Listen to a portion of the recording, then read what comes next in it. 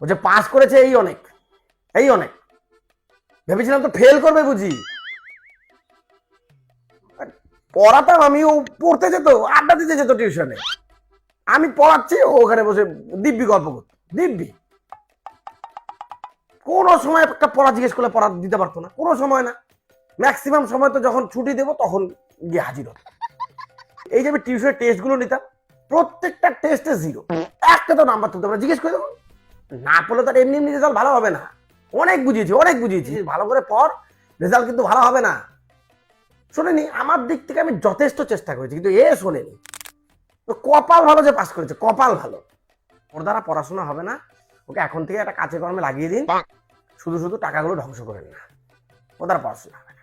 ওকে এই রেজাল্ট নিয়ে ওকে 11-এ ভর্তি করিয়েও কোনো লাভ নেই, কিচ্ছু হবে না। ফেল করতে করতে পাস করেছে, ফেল করতে করতে।